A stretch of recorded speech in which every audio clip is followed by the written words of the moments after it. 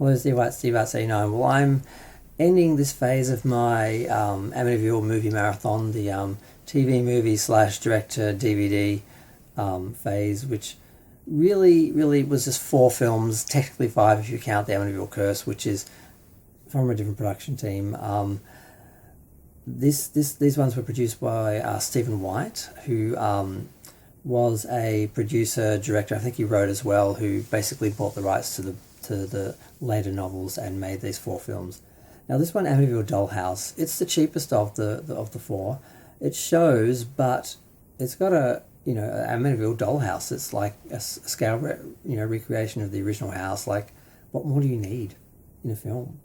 So I mean, I always wanted to build a dollhouse of the Amityville house, which I'm still planning to do. I've got boxes full of dollhouse furniture ready for it. I just have to work out how to actually make it or how to get it custom made.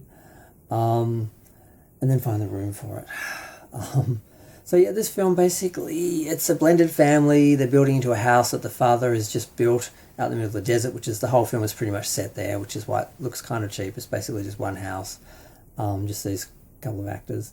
There's the father and the mother, no actors of note here. There's 2 boys and a girl, and the older boy, teen boy, has a girlfriend who's in it for a moment or 2.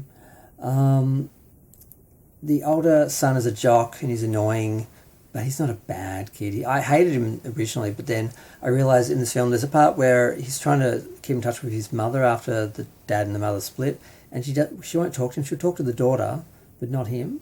And he asks to speak to her, and she says to the daughter, "I'll just tell him goodbye." And she's like, she says goodbye, and that's all he gets. And I understand why he's being a bit of a jerk and acting out. So he's actually a little deeper than I thought. So I don't hate him as much now the more I watch the film. The other kid, the younger kid, is just annoying. He's arrogant. He thinks he's smarter than everyone else. He's got like a bowl cut and he talks to his mouse all the time and he's really annoying. I related to him, unfortunately, when I was younger. The daughter, she's the one who ends up getting the dollhouse because it's near her birthday. The father had bought her a bike. The house makes a car run over it. So he then is like, well, we've got to get a gift for her today, so let's just give her this dollhouse we found in the shed. Because the house was built on the foundation of another house that had burnt down, and they kept the chimney. So the chimney is the only original part of the house. And there's a shed out the back, and that's where they found the dollhouse. So, of course, lots of things happen. They blame it on the house being newly built, and there's your usual scenarios. There's a killer wasp that gets in the ear of the jock brother, and there's a fake spider put in a piñata that turns into a real spider because the annoying younger brother has arachnophobia, and they think the older brother did it. And the boy's girlfriend's hair catches on fire, and she ends up totally being scalped by fire, and she ends up in the hospital. But then she comes back with hair that comes off in his hands, and then reveals that she's still just as horrific as she was when she left the house in the ambulance. The father, who has died on the other side, comes back as a zombie demon that tries to convince the younger son to actually kill the family. It doesn't work. He turns on him. The aunt and uncle on the other side have a little shop, and they understand spirituality and demonology and all this stuff, so they're working on the house on the side without really telling the family what's happening because they know they can't handle it. So they have some sort of seance. The auntie is injured. The uncle goes to the house to try and help them. At that point, all hell is broken loose. The father's been kicked out because the mother thinks that he hit her son. Eventually they get back into the house. They go through, because the girl's been sucked into a portal in the fireplace, which takes her to an alternate version of the house. They get in there, they get her out, and the uncle stays to stop the demons and witches. They look like kind of witch demons, I'm not quite sure what they are, from getting out. And the father throws the dollhouse into the fireplace.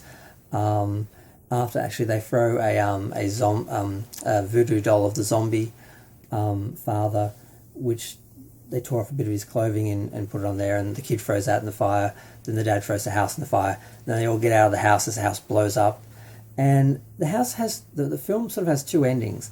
As the house is blowing up, the mother and the father are in the back of the ute, and he's saying, oh, I can rebuild, and she's like, let's just rent. I thought, that's just a great ending. That's a great line to end this whole series. And then they have this other bit of dialogue as the car's driving off, and it's the two brothers, and one says, like you said earlier in the film, I don't think this house was up to code. I don't think your dad really should have a builder's license. And the other older jock brother's like, yeah, sure, you and me both, little brother. And they end it there, and I'm like, why did they add that dialogue in? The other last line spoken by the actual actress in the car works so much better. But I love this film. Like I said, all it needs is the house, and the rest is fine. I don't know why they didn't make more, but 9 years later they rebooted it with the remake, which they never did a sequel to, unfortunately, due to rights issues. But I'm going to leave this little part of, end off this little part of the franchise. There's a few more, but we sort of had the two main runs, the Hollywood cinema run and the Stephen White TV movie / direct-to-video run. And now we're going to get a single remake, a couple of randoms, and then a whole bunch of knockoffs. Some of which I will actually watch because they're decent, but the rest, that's a whole video unto itself. But I'm going to go. Feel free to share, like, comment, subscribe. Let me know what you think of the Amityville films, particularly the direct-to-video and TV movies.